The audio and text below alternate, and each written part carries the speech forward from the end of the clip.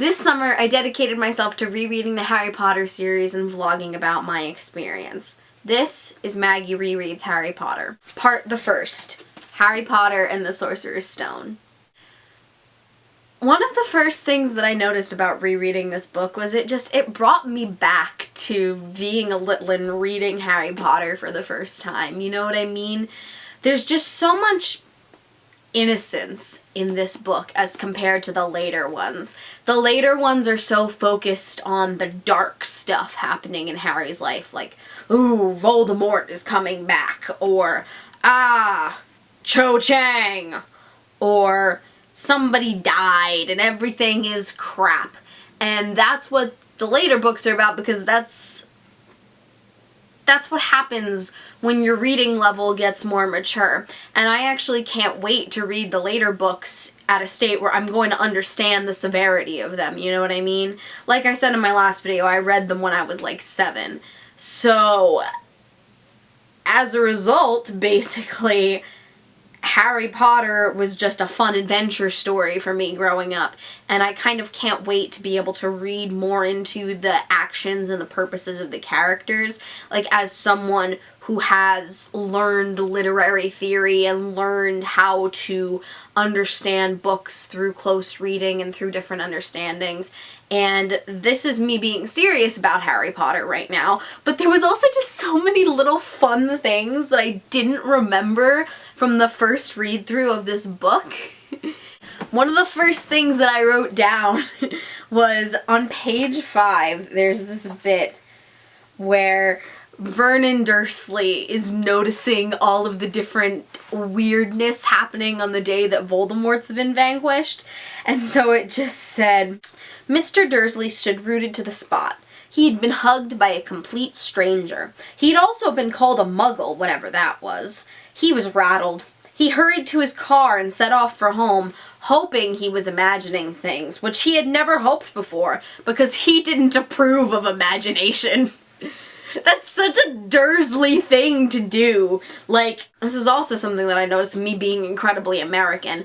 They've changed so many things in this book to make it comfortable for Americans. Like, so many little Americanisms are in here that wouldn't normally be in a British book. Like, other than, of course, changing it from philosopher to sorcerer, because obviously British children can understand philosophers, but American children can't. So, like, one of them being when Harry's at the arrival feast, it says that there's blocks of ice cream in every flavor you could think of, apple pies, treacle tarts, chocolate eclairs, and jam donuts, trifle, strawberries, jello, and rice pudding. And one thing that I definitely know is they don't have Jello brand Jello in other countries. They have a thing that is flavored gelatin, which they refer to as jelly. But if they had put jelly in this book, all the little American kids reading it would have been so confused, because the only jelly that we know is the ones that go on sandwiches. And I felt for my little child self. The other moment that I felt for my little child self, Quirrell is exposed as the one working for Voldemort instead of Snape, because it ends with one of those chapter cliffhangers that doesn't really have any effect if you're just gonna read the next chapter. But if you're a little kid getting this story read to you at bedtime, and you have parents like my parents that would be like, okay, we're only reading this many chapters tonight and that's it, I don't care how much you complain, it would be a big pain in the boot thing to have it be like, there was already someone there, but it wasn't Snape, it wasn't even Voldemort, and then just close the book and be like, good night, sweetie. Well, that's not something that I could deal with as a child. There's so many little things that you notice in rereading a book that you wouldn't have noticed the first time around, you know what I mean? There's little things, like little foreshadowing things, that are my favorite. So when Harry is found by Dumbledore at the Mirror of Erised and he asks him, what would you see in the Mirror of Erised? And Dumbledore says, I see myself holding a pair of thick woolen socks. One can never have enough socks. Another Christmas has come and gone and I didn't get a single pair. People will insist on giving me books. It was only when he was back in bed that it struck Harry that Dumbledore might not have been quite truthful. And I was like, yeah, he ain't been quite truthful. He's thinking about his little sister Ariana that he got killed when he was fighting with his boyfriend that one time. And it was a moment that I had. I had a lot of moments like that reading this book. And one of the other ones, this is my favorite, I screamed and I had to explain to my parents, why am I screaming while reading a book? It's just, it was a good time. It was a good time. So there's a passage where it says, Potions lessons were turning into a sort of weekly torture. Snape was so horrible to Harry. Could Snape possibly know they'd found out about the Sorcerer's Stone? Harry didn't see how he could, yet sometimes he had the horrible feeling that Snape could read minds. You know why he has that feeling? Because Snape can read minds, leglemency motherfudger. There were also things in this that didn't make sense when it comes along with later information. Hagrid casually mentions Sirius Black at the beginning of these books, but at this point, they would have known that Sirius Black had told Voldemort, had betrayed them. They would have thought that Sirius was a betrayer at this point, right? But he just casually mentions, oh yeah, I got this bike from Sirius Black. He's a dude. We think he's not important, but he's gonna be. And then there's the bit where Scabbers bites Goyle. That's Peter Pettigrew. We know from later in the books that that is Peter Pettigrew. Scabbers is a dude living as a rat, but he's a dude. So has Scabbers just become so inextricably a part of the Weasley family that he will protect Ron, even though it's Peter Pettigrew in there? Has he gone full rat? Does he only ungo full rat later on? These are the questions, people. He's been living as a rat for 12 years. Is he just so grateful that the Weasleys have taken him in that he's yeah, I'm gonna bite this guy? And he must have gotten in deep shit with Mr. Goyle later on when they were Death Eaters, and it's so you're the rat that bit my son in his first year. You're lucky you don't have rabies, you punk. Bite this.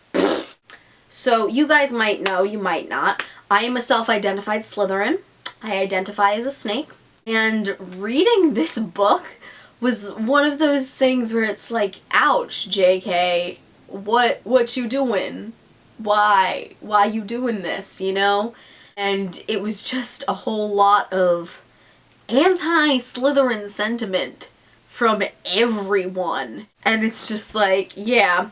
And I always gotta wonder, why is every other house in the school so ardently in favor of Gryffindor over Slytherin? And speaking of which, can we talk about the feast at the end of the book? I definitely remember when I was little being yay, Dumbledore, you give those points to Gryffindor! Gryffindor! Let's just name the whole school Gryffindor! Gryffindor's so much better! And then I read it this time around and I'm yipes. These poor children. They've gotten their hopes up and completely dashed by a man who should definitely know better. Dumbledore should definitely know better. And especially with the themes, later on in the books, especially with the Sorting Hat song in the 6th year, there's so many themes of inter-house unity and how that's the only way that they can stand to take down Voldemort. They all have to be together as one, as opposed to being in 4 separate houses, because this whole idea of being an other and this idea of being an outsider is what drove Voldemort to being Voldemort in the first place. What drives Tom Riddle to becoming Voldemort is this constant feeling of being an outsider and this constant feeling of being unloved. You can be a sociopath without going on a murder spree and starting the worst wizardicide that the universe has ever seen. You can do that. He could have gone into business. He could have gone into politics for all we care. But the thing that made Voldemort Voldemort is he didn't feel like he was part of either world. His mother was a wizard, his father was a muggle. His father left his mother once she stopped dosing him with love potion. He was unable to know love because his mother was so abused, and the only thing that she knew of love was taking advantage of people. And the fact of the matter is that a strong community aspect could have saved Voldemort. There's so much. There's so much that could have saved poor Voldemort. And yes, I say poor Voldemort because you have to have a very deeply fucked up life to do the things that he does. Peeves. Peeves was pleasant. And I miss Peeves. They really dialed down the sass that these children have for the movies. And I really wish that Book Ron could have been Movie Ron.